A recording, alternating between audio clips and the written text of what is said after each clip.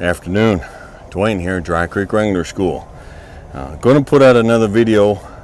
Going to go back to the horsemanship. I feel like I've kind of abandoned my original horse people that's been with me in this channel for so long over the last few videos.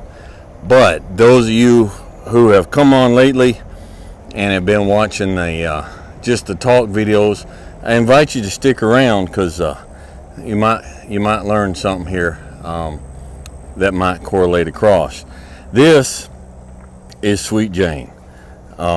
We picked her up earlier in the year, and we haven't used her very much.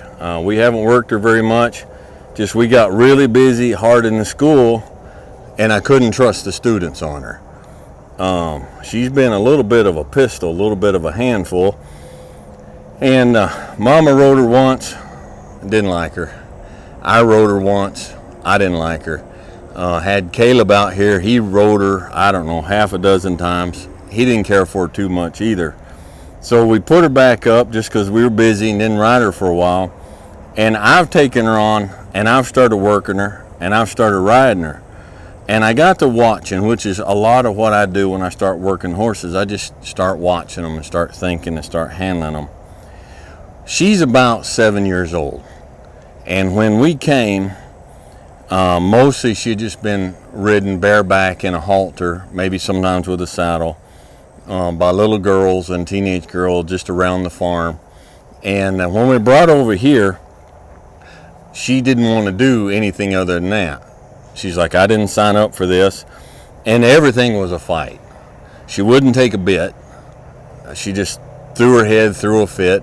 First time we tried to worm her, she threw a fit. We went to trim her hooves and she kicked the farrier.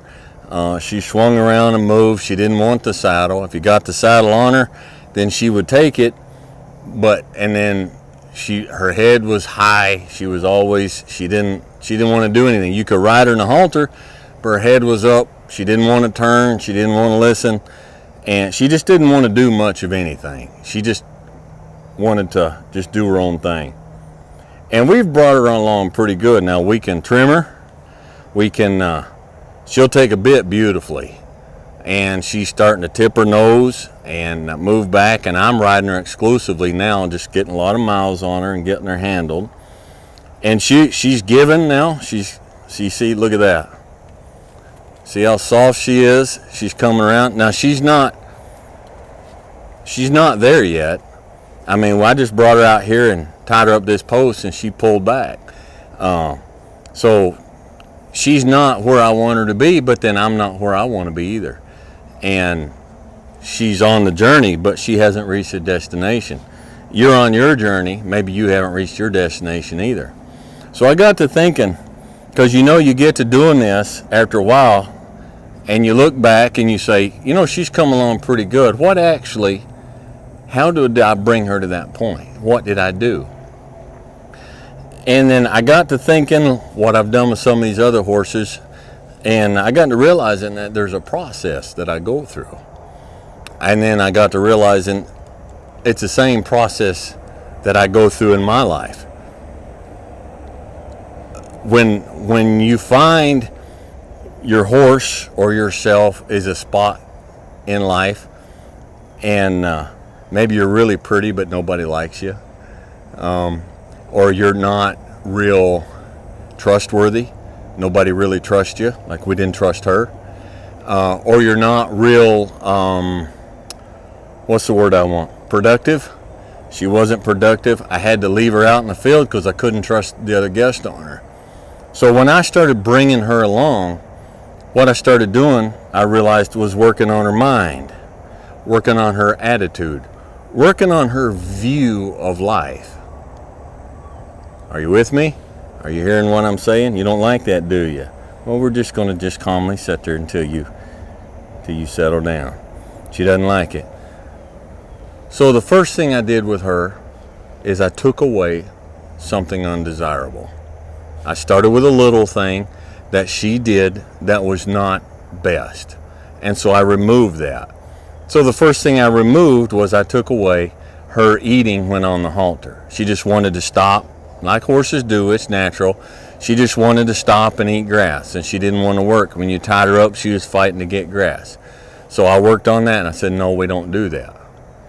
So I took away something negative, but then I added something productive and something positive.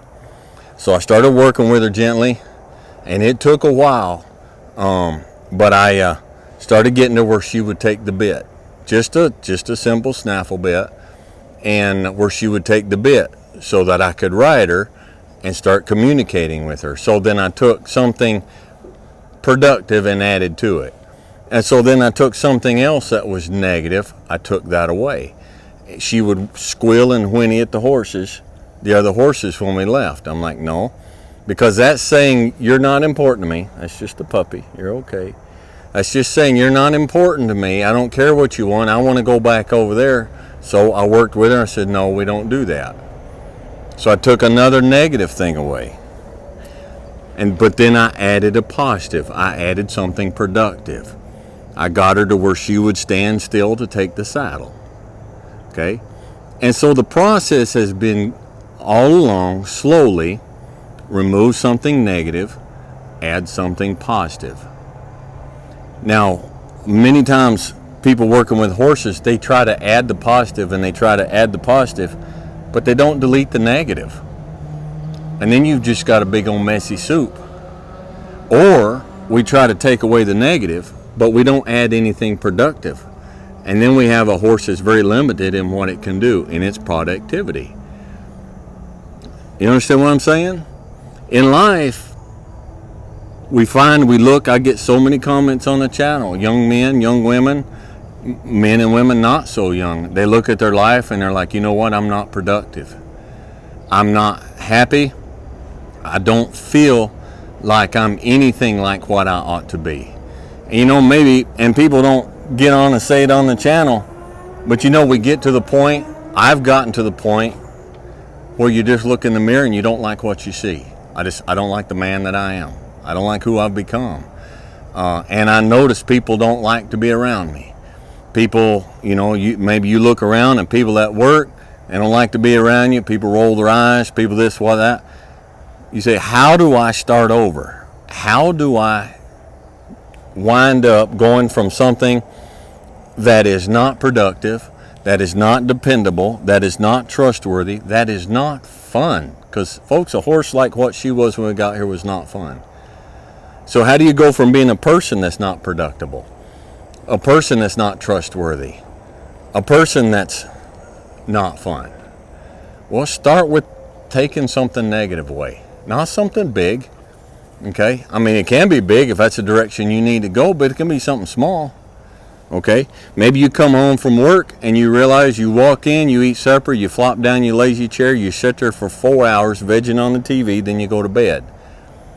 And so you're overweight and you're out of shape and you're agitated and you're stressed about what's going on around you and just makes you cranky. And so take something negative away, all right? Go for a walk after supper.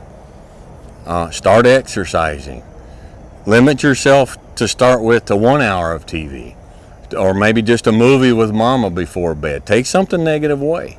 Then add something positive. The positive can be the exercise. Start exercising. Okay? Take something negative away. You stop at Starbucks every morning on your way to work and pay $4 to $6 plus the amount of time it takes to park, to go in, to stand in line, to order, to wait for the order, to pay for the order, to walk out across the parking lot, to get back in your car, to merge back onto traffic. And you're like, it takes me an hour. It takes me an hour to commute to work, and I never have enough money. Well, find coffee you like and make it at home and take you a thermos and cut Starbucks out. Save the money and save all that extra time and stress. That's one more thing you don't have to stand in line for. Take something negative away and then add something positive to it. Well, I don't know. Get you a library card and start reading. Start discovering good music. Start looking and searching for good music. Okay, I got on here the other day and recommended Emmylou Harris, Dave Stamey. If you're if your musical taste runs more to the electric side of things, look up Stevie Ray Vaughan and Lil Wayne. All right, listen to that. I mean, there's things out there. Find some positive stuff, and add something positive. And your life, whatever it is, take something negative away and add something productive. Okay, and it's a long, slow process. Now, she's not where she's supposed to be, like I said, but she's coming along pretty nice. I'm gonna tell you a secret. I kind of like this little blonde mare now. I rode her last week, and she's fun to ride. You see the puppy? She's fun to ride, and she just stands to be saddled now, and she stands to be mounted, and then we head out. She's got a nice, fast little walk. She's low, and she picks her way through the woods out here really well, and she still kind of stands on her head and shows her rear end every once in a while, but then so do I. You know, I'm not there yet, and so I'll keep working with her, and I'll keep working with me, and you keep working with you, and at some point, maybe we'll all just get to be where we want to be. Okay? So let me step back and encourage you again with your horses. Folks, it's not all about just removing the bad. It's not all about just adding what they don't know. Okay? Change their view and their outlook on life. Change their view and their outlook on life. Take away the bad, add the productive, do so patiently, do so calmly, and create that partner that you've been wanting and looking for years and never could find. All right? So, hope this helps you. And let me add one more thing here. Sorry, I don't have a TikTok channel. I don't do TikTok videos. Now, Mama has one, and she'll take clips and she'll post it. That's Dry Creek Mama, I think. But there's 2 or 3 people, I guess now, they keep sending me, other people send me links. There's people on TikTok now that are taking my YouTube videos, cutting them up, and putting them on their channel and posting them. I don't have a problem with that. Okay, they're not doing it negative, but there for a while they weren't even saying where they come from. And if you get on TikTok to one of my videos and you comment on it, you like it, you ask questions, you're not asking me a question. You're not commenting to me because I'm not on there. It's not my channel. I'm not the one posting it. So it's all fine and good. I just, for the sake of honesty and openness, I just want you to know that's not me doing that. Okay? So, if you like it, click like, subscribe if you haven't, and click that bell so you're notified. You got somebody that's having trouble with their horse, and you say this might help them, click that notification and send the link to them, and we'll catch you guys next time.